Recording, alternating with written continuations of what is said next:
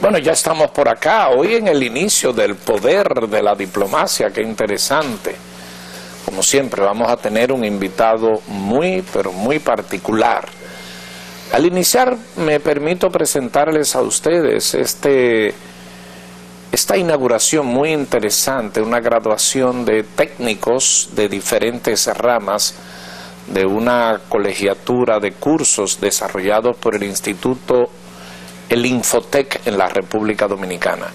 Vamos a ver las imágenes de esta graduación celebrada en el Palacio de Voleibol de la República Dominicana, que es algo interesante. Vamos a ver.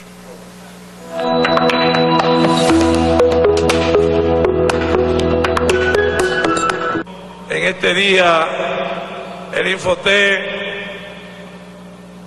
abre un nuevo capítulo, un nuevo hito en la incansable misión del Infotec de formar y capacitar a los dominicanos y dominicanas en las destrezas, competencias laborales que garanticen su empleabilidad o les permitan emprender negocios productivos. Pues hoy graduamos 1.623 nuevos técnicos profesionales que entregamos al mercado. Ustedes son, y con ustedes, lo que el país es. Con la decisión de ustedes de emprender la formación técnico-profesional, demostraron claridad de visión. Con la decisión de ustedes de mantenerse firmes ante los contratiempos y las dificultades, demostraron compromiso y férrea convicción. Con esas características, con esos valores, demostraron carácter. Y la República Dominicana en este acto no solamente les celebra, sino que les agradece por esa férrea convicción y por esa visión decisoria que hoy también celebramos. A ustedes un fuerte aplauso.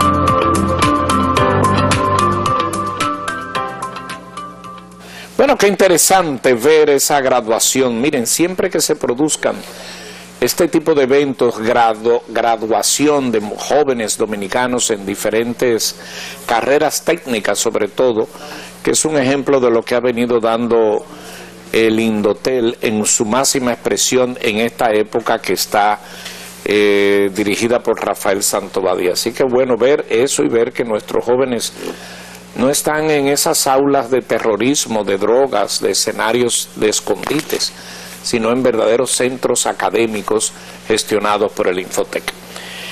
Les anuncié el poder de la diplomacia. Vamos a ver tras cámara, ¿verdad?, cómo se inicia el programa, cómo llegamos hasta aquí, y ahí ustedes se darán cuenta quién me acompaña hoy en el poder de la diplomacia. Vamos a ver.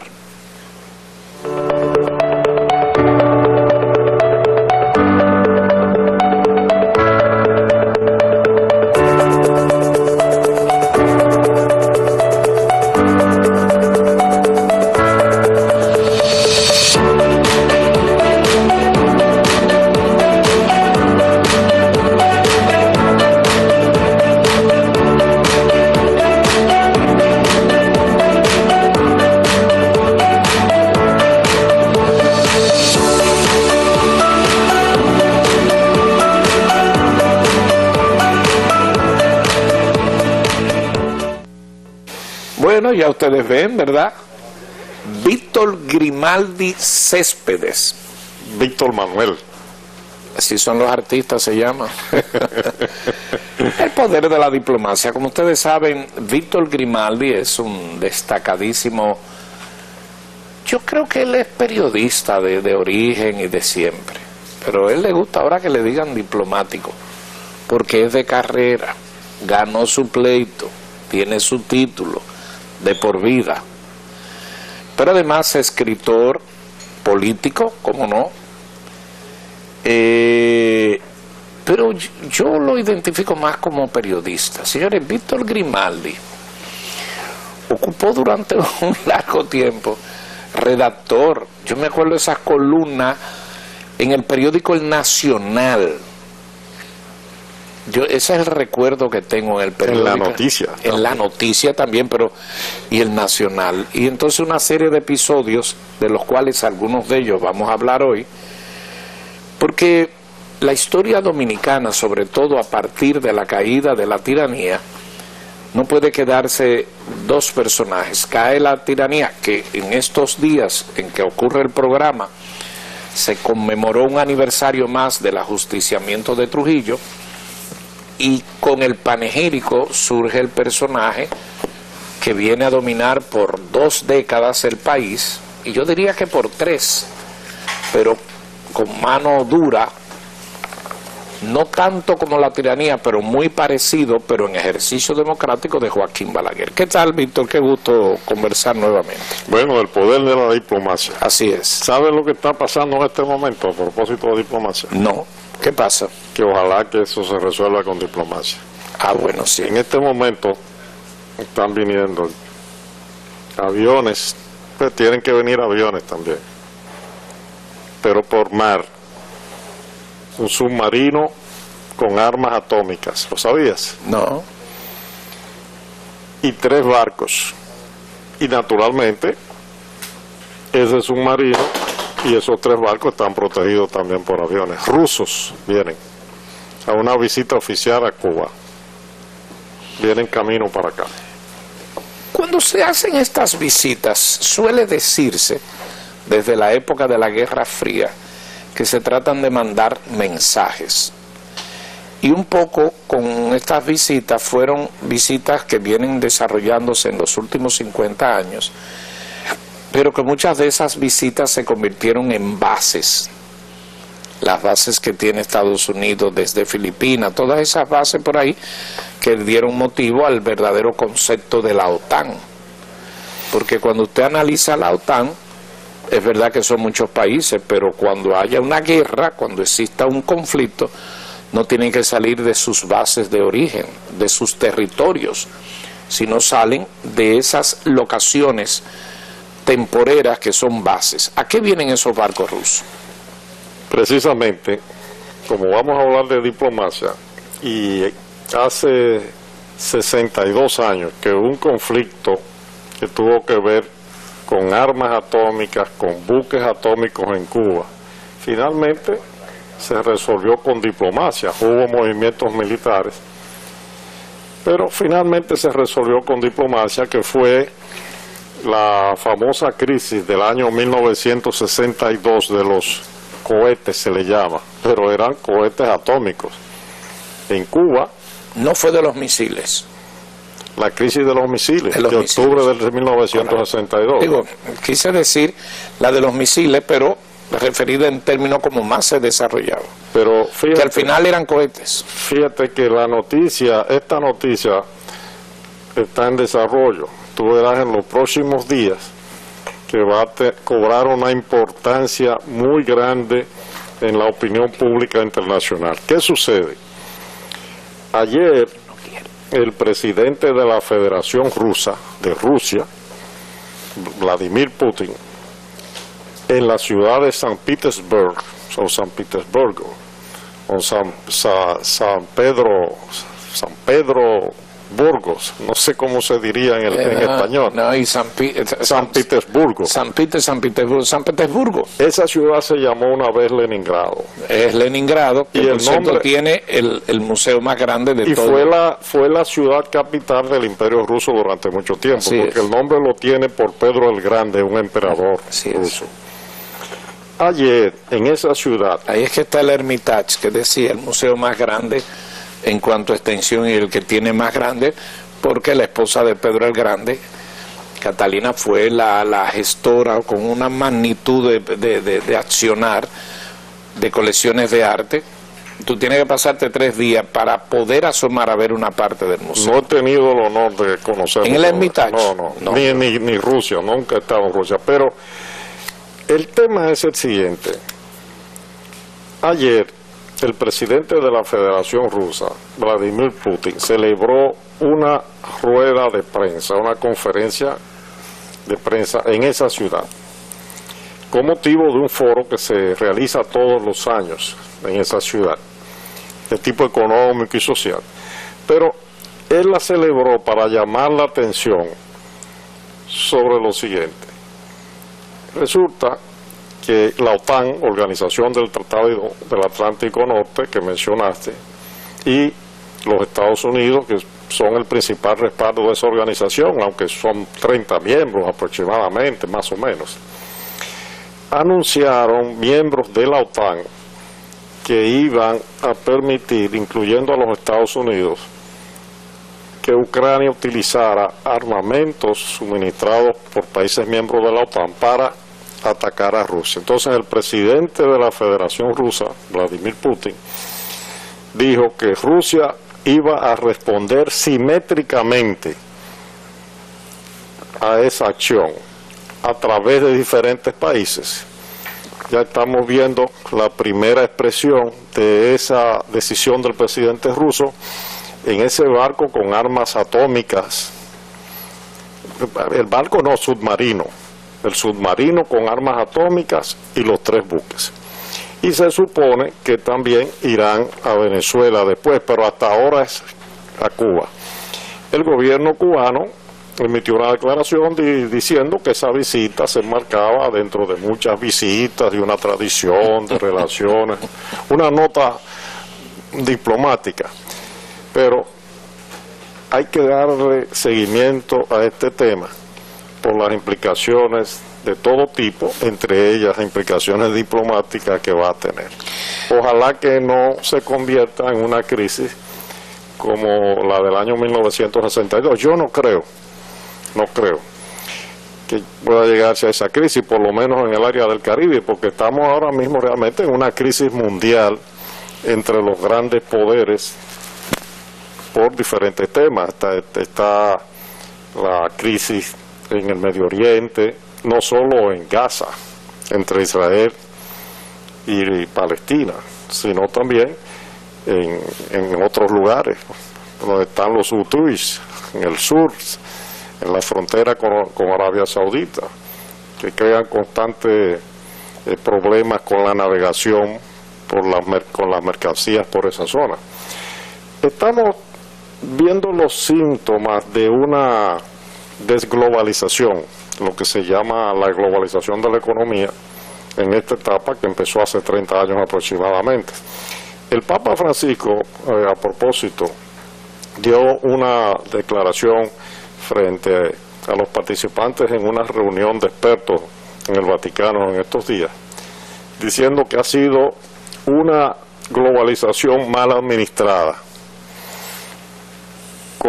después acompañada en sus finales con la pandemia que hemos vivido y ahora con un gran peso de la deuda externa para los países menos favorecidos, que son los que se dice del sur del globo terráqueo.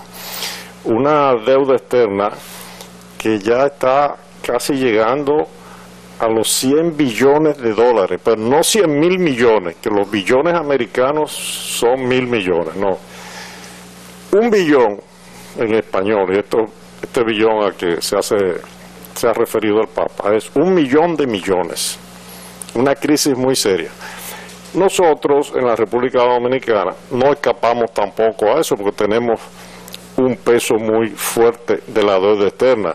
Quiere decir que la deuda externa nuestra es realmente algo muy común en todos los países, como el nuestro, no es algo dominicano. Así es. ¿Entendido? Pero la verdad esto que señala que es una situación que se presenta dentro del poder de la diplomacia, porque se maneja con un corte diplomático, pero usted lo puede manejar como cortes de tintes de guerra. Está en el albor, está sobre la mesa el tema de un conflicto que se origina en Ucrania, que tiene como matiz la disputa de lo que fue en su momento la capital del Imperio Ruso, en Kiev, en Ucrania, y que va para 2 largos y será de más largos años, donde Ucrania ha tenido todo el apoyo de la OTAN, y miren esta reacción de Rusia. Realmente muy bien llevado a la época de los 60, cuando la crisis de los misiles, que es la crisis de los cohetes, porque tuvo que ver con la llegada de Fidel Castro al poder, donde se desarrolló aquellos tiempos, en los años inicios de los 60, una historia que en el año 2024 estamos comenzando a ver llegar esas visitas que de diplomática no tienen nada, están en el nombre diplomático, pero no es verdad que los rusos tienen que mandar 3 buques, 3 submarinos con buque, con armamento nuclear, a nada, porque en Cuba no tienen que ver nada de eso, ni están esperando eso. Y señalaste un punto, su punto de mira es Cuba, pero no quepa duda de que alguna esquirla estará por Venezuela, en territorio venezolano. Son cosas que no son nuevas desde el punto de vista de no haber ocurrido, pero sí crea un ambiente de vientos de guerra, dependiendo de lo que pueda ocurrir en territorio de Rusia y Ucrania que está en disputa. Y ni hablar lo que siempre acontece con el territorio religioso, para llamarlo así, de Jerusalén, donde sigue la disputa con Gaza y el tema de Israel. Hay una guerra peor en estos momentos, Luisín y amables televidentes, que es la que está ocurriendo en Sudán. Más de 15 en África. Hay Sudán del norte y Sudán del sur. Sudán es el norte, porque se dividió el país hace tiempo. Hay más de 15 millones ya de refugiados, de desplazados, como resultado de esta guerra. Y más de 150.000 muertos. Y millones de niños que están muriendo de hambre en estos momentos. Pero tú has señalado el territorio de Sudán. También. Perdón, lo de Sudán. Es impresionante la crueldad como se maneja esa guerra, porque ahí sí es sanguinario eso. Es más, por estos lares no estamos acostumbrados a ver cómo se manejan esas guerras, con la crueldad, con la forma, es impresionante eso. Bueno, nosotros hablamos mucho de Haití, es una situación muy trágica, pero lo de Haití no es nada para lo que está pasando. Son niños de teta. ¿Cómo se llama? El de las bandas esas, barbecue y eso, son niños de teta, esa gente de Sudán, que tienen rato peleando, que tienen rato masacrando, toman la religiosa, la cosa, y donde hay aspectos religiosos fundamentales, es una cosa increíble. Vamos a explicar, Luisín, porque lo hemos mencionado en varias ocasiones ya, el tema de Cuba y la crisis de los misiles. Resulta que el 1 de enero del año 1959 triunfó finalmente la revolución encabezada por Fidel Castro. Eran varios grupos, finalmente la vanguardia que dirigía a Fidel Castro fue la que lideró el proceso y tomó el poder. Desplazó a la dictadura de Fulgencio Batista, que había tomado el poder por un golpe de Estado en el año 1952. Pues que resulta que fue una revolución de verdad, no solamente porque desplazaron a otro gobierno que lo acusaban de ser violador de los derechos humanos y dictatorial. Fue una revolución porque fue transformando la economía, la sociedad, tomando una serie de medidas dentro del marco de una concepción socialista de una sociedad nueva. En esa época era una sociedad nueva. El socialismo que se fue estableciendo en Cuba con el paso de los tiempos siguió el modelo de la Unión Soviética, que era el conjunto de estados que encabezaba Rusia, lo que es la Federación Rusa hoy, eran varios países. Y en el año 1961, 2 años y unos meses después del triunfo de la revolución de Fidel Castro, los Estados Unidos apoyaron, aunque no con sus tropas, pero sí con armamentos y ayuda económica y de otro tipo, a más de 1.000 cubanos que desembarcaron en una invasión en Cuba, el día 17 de abril. Ya el día 19 estaban derrotados y presos prácticamente todos. Pero siguieron los enfrentamientos, las desavenencias entre ya el nuevo gobierno encabezado por Fidel Castro y los Estados Unidos de América. En el año 1962, entonces, en octubre, ya la Revolución Cubana había establecido desde meses antes, un año antes, acuerdos muy importantes con la Unión Soviética, con Rusia. Y temiendo que el régimen de Fidel Castro fuera derrocado, una nueva invasión, el gobierno cubano, con el apoyo de la Unión Soviética, instaló, y por eso se habla de misiles, en Cuba, unos misiles con ojivas, cabezas nucleares, dirigidos hacia territorio de Estados Unidos, pero sobre todo al más cercano, que era la Florida. En esa época también, en ese año, en esos años, Turquía, que es miembro de la OTAN, de la Organización del Tratado del Atlántico Norte de hace años, había permitido que la OTAN, pero Estados Unidos específicamente, instalara unos misiles también con ojivas nucleares dirigidos hacia Rusia. Al final... Tú me envías, yo te envío. Al final, por eso yo hablo de diplomacia, porque al final el tema se resolvió diplomáticamente también, no fue militarmente. Hubo una serie de negociaciones, intermediarios, y se resolvió felizmente. Pero ahora hay una situación más compleja en el mundo. ¿Por qué? Porque Rusia, que es la heredera de la Unión Soviética y fue siempre el núcleo fundamental de la Unión Soviética, y la República Popular China son aliados y tienen otros países aliados.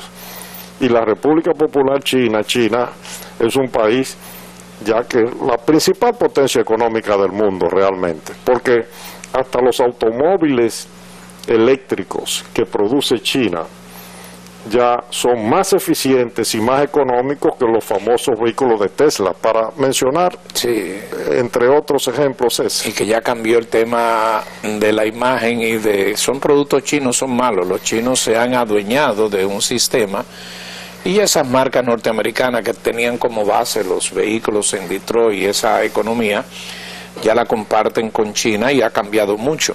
Me recordaste con ese tema de la diplomacia, porque este tema de los misiles ciertamente no ocurrió, pero llegaron los misiles aquí a nuestras aguas del Caribe y no muy lejanos de acá. Bueno, con este tema de Cuba. La intervención militar de los Estados Unidos en el año 1965 viene dentro de ese ambiente. Correcto. ¿Qué ocurre? Hacen esquina. Pasa el mes de noviembre de 1962 y llegamos a diciembre. Y el 20 de diciembre hay elecciones.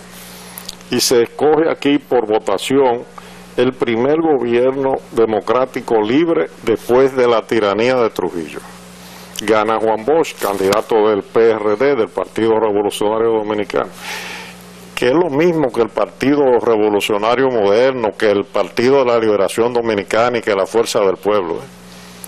Porque todos estos partidos que conocemos ahora, todos vienen de ahí, del Juan Bosch.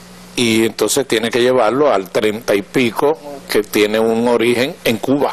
En Cuba, correcto, en el exilio. En el exilio. Juan Bosch fue uno de los fundadores. Y bueno, llega aquí, entonces tendríamos que hablar de Ángel Miolán, de Ramón, ¿cómo se llama? De Don el Loco. Sí.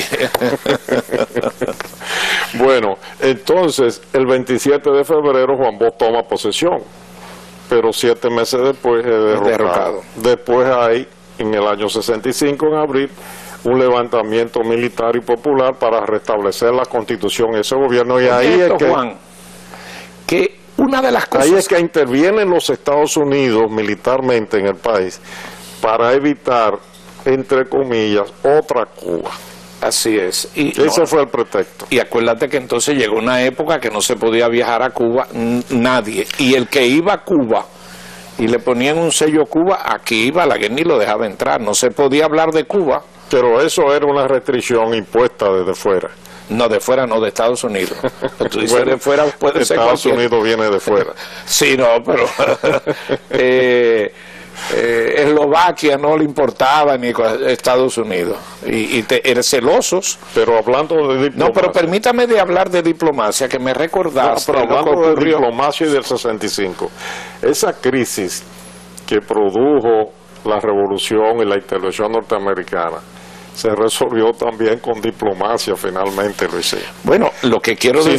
Si no se hubiese resuelto con diplomacia, sí, ¿tú sabes lo que hubiese pasado? Mira. Este es un libro sobre un monasterio muy famoso de Italia que se llama el Monasterio de San Benedicto. Ese monasterio fue destruido totalmente a bombardeos. Y no solo ocurrió en ese monasterio que está al sur de Roma, en la península itálica, sino ocurrió en otros lugares. Ahí las cosas no se resolvieron con diplomacia. Ahora, debo decirte que el papa de ese momento era Pablo VI, que es este señor que está aquí. Paulo VI. El nombre de él era Giovanni Maria Montini. Está aquí detrás del papa de este momento, que era Pío XII, el papa de los años 50, el que firmó el concordato, que está en mi libro. Cuando Trujillo. Hemos hablado de eso, sí. La diplomacia, Trujillo y el Papa. Con la visita de Trujillo. Bueno, él era el principal o uno de los principales asistentes de Pío XII. Y en la Segunda Guerra Mundial, cuando fue bombardeada Roma, él salió con Pío XII a las calles. Cuando Trujillo estuvo firmando el concordato, esta flechita que está aquí, él no era papa todavía, indica la cabeza de él, pues. Ahí se ve bien. Ahí sí. El que tiene la flechita, ese es Pablo VI. Pues bien, en el año 1965, Pablo VI era el Papa. Y Pablo VI intervino con su diplomacia para evitar que el gobierno de los Estados Unidos, a través de sus tropas interventoras, destruyera la ciudad colonial. ¿Tú lo sabías eso? Sí. Bueno, lo he leído. Pablo VI evitó. No solo fue... Lo referiste aquí inicialmente. No solo fue la resistencia de los militares y los civiles constitucionalistas, fue la diplomacia pontificia. En ese momento, sí. Y después, cuando terminaron las negociaciones que hubo con el gobierno de Camaño y se instala el gobierno de Héctor García Godoy el 3 de septiembre de 1965, al mes siguiente, o a finales de septiembre o a principios de octubre, Pablo VI fue el primer papa católico, Pablo VI, y digo católico porque hay unos papas que no son católicos, ortodoxos. Sabe que en la religión ortodoxa se le dice papa a los sacerdotes, a los obispos, sobre todo.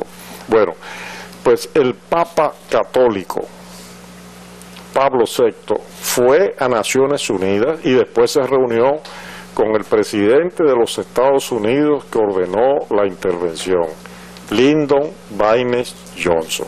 Ese es un ejemplo también de diplomacia en la historia, Luis. Yo quiero agregar uno que como consecuencia de esto, en los años 70, el deporte tuvo su incidencia en la diplomática del ping-pong. Como consecuencia de eso se genera la Guerra Fría.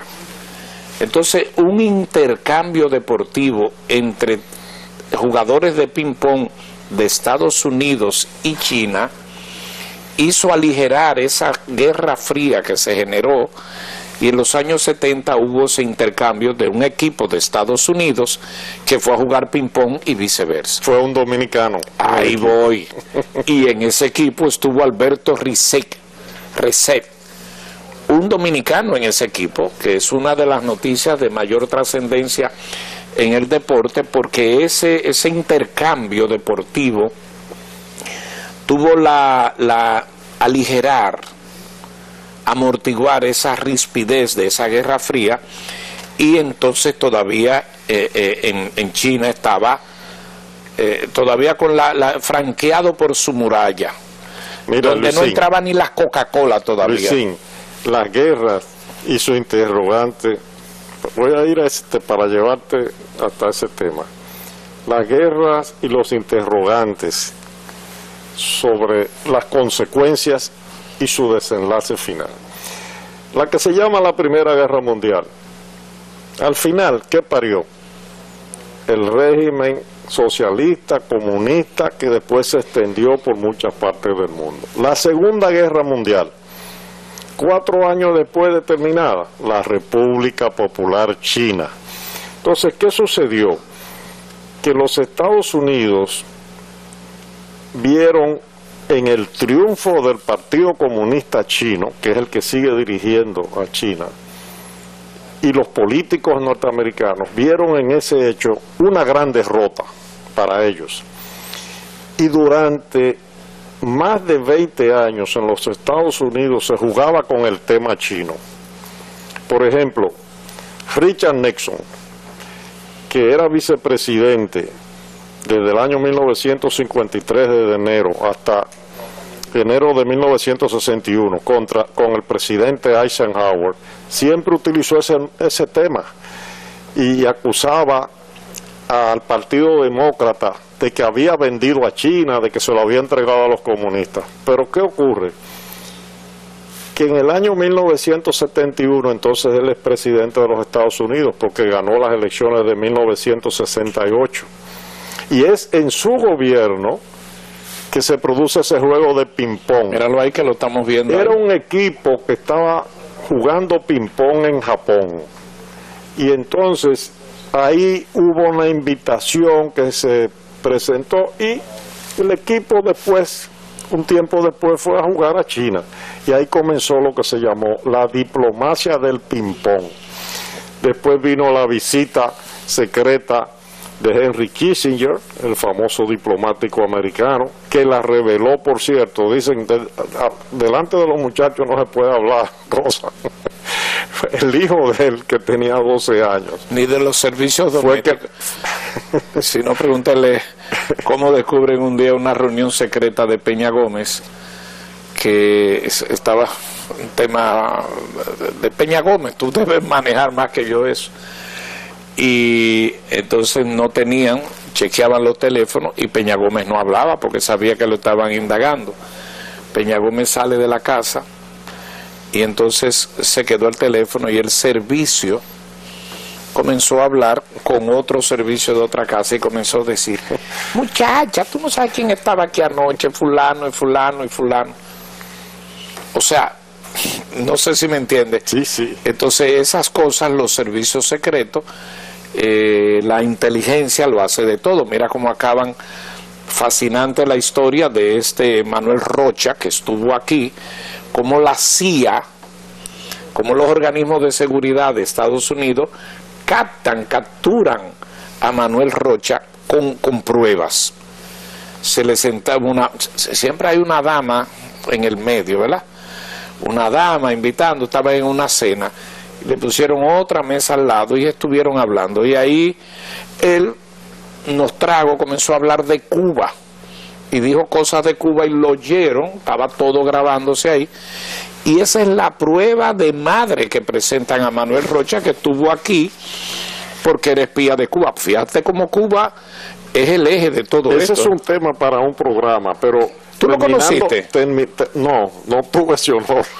Nunca lo conocí. A mí me tocó por el deporte. Yo no lo conocí. Y tan buena gente que parecía y era doble espía. ¿Qué cosa más grande?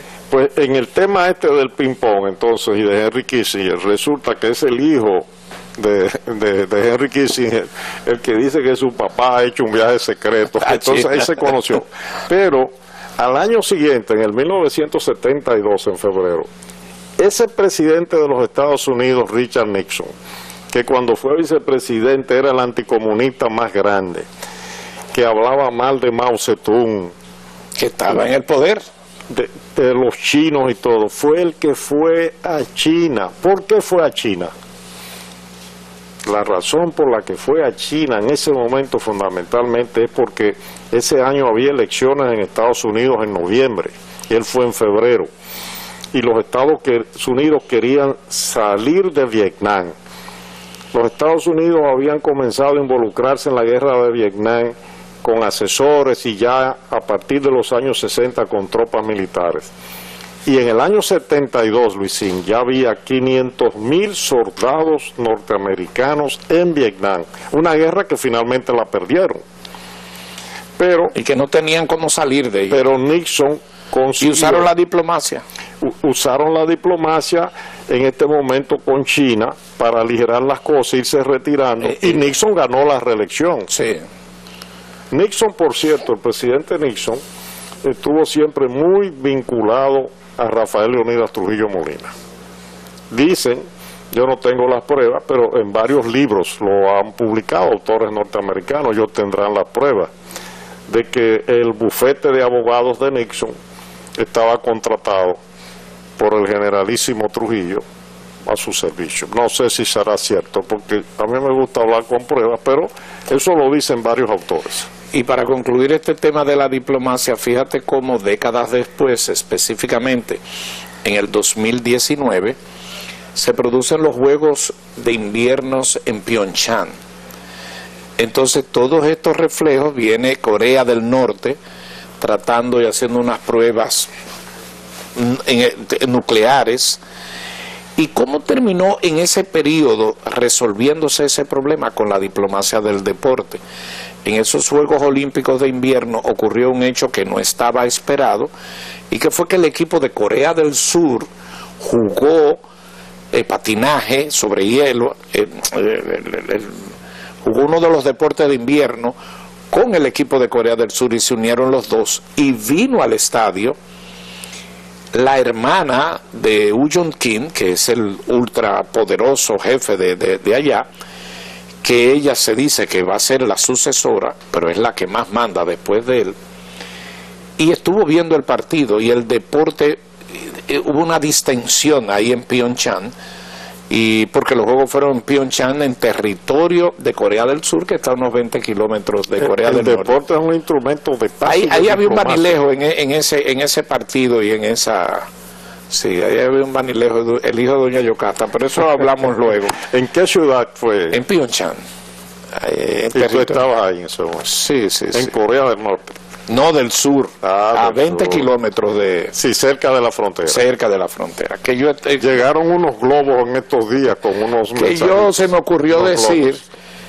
Que lo que es la ignorancia, y me digo ignorante, y yo dije, pero ¿cómo me gustaría ir a la frontera, a aquel sitio donde estuvo después Donald Trump? Míralo ahí.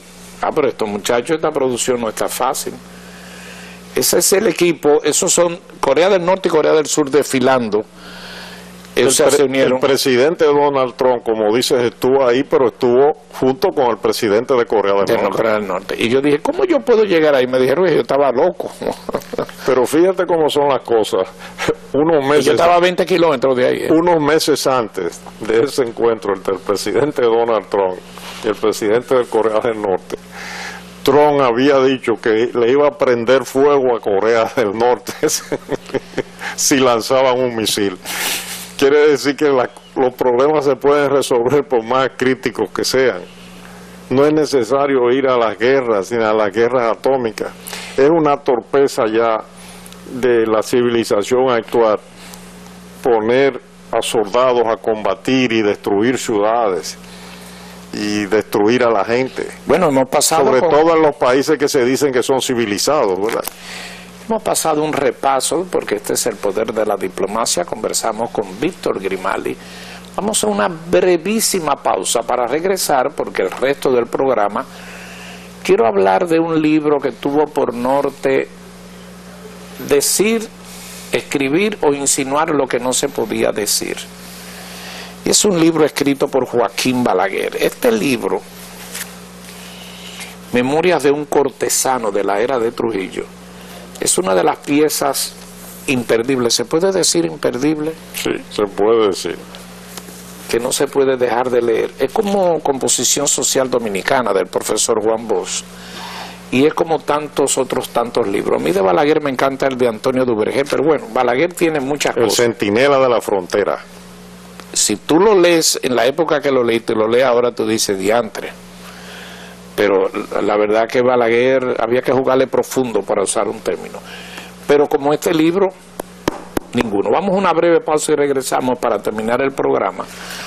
Porque en la relectura de este libro me he encontrado con un pasaje en la página 241, que para sorpresa mía, no porque no lo mereciera, Balaguer hace una referencia a con quien me toca hoy la oportunidad de compartir, que es con Víctor Grimaldi. Regresamos en breve, casi de inmediato.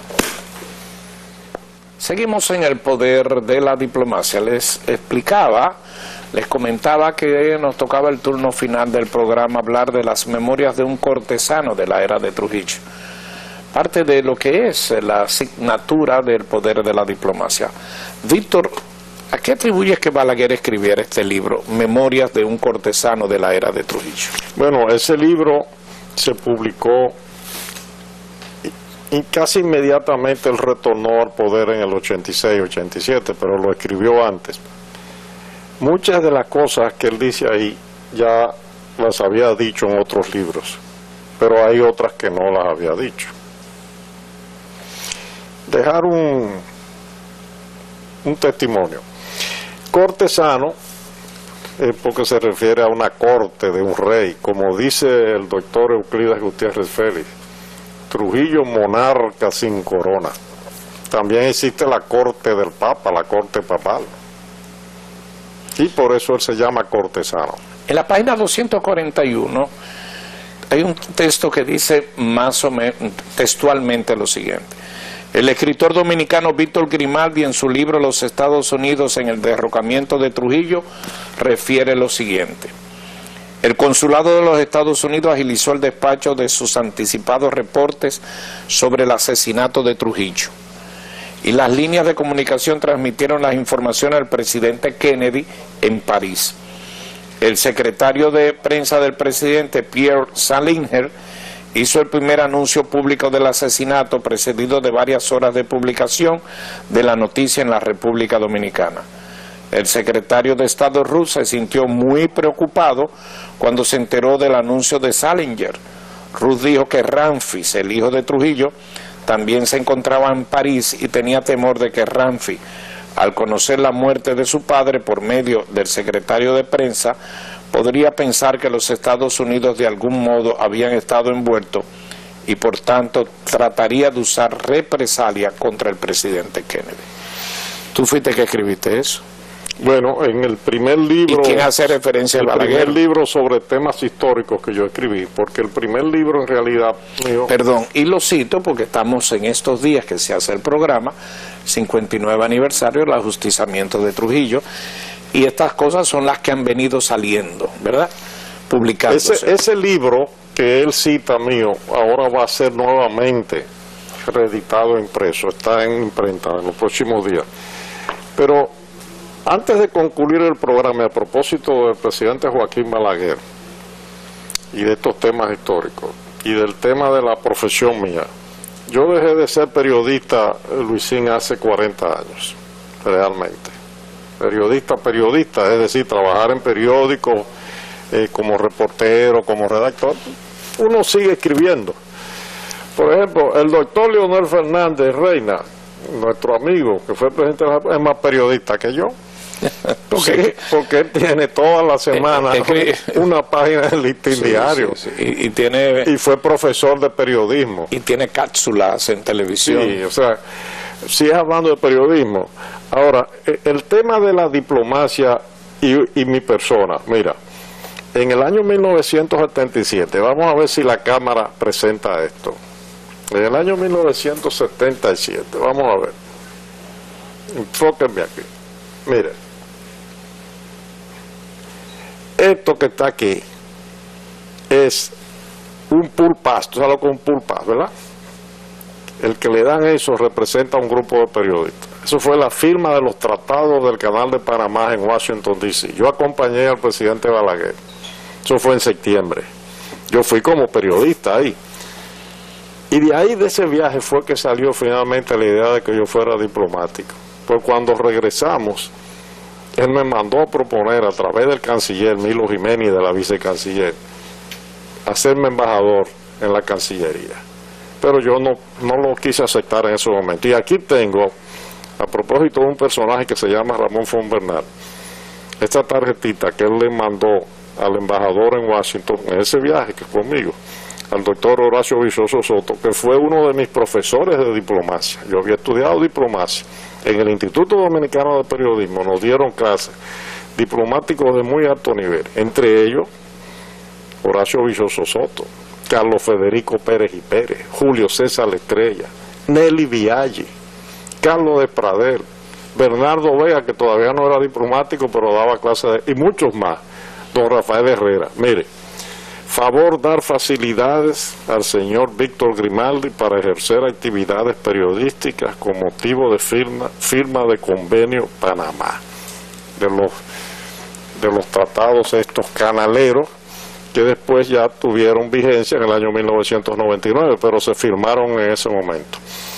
Ahí encontré yo un día a Roberto Álvarez, el actual canciller. Yo soy amigo de Roberto hace mucho tiempo, y conversamos. Roberto estuvo una noche, no sé si él lo recuerda, porque hace tanto tiempo, en la Casa Blanca, cuando hubo una cena.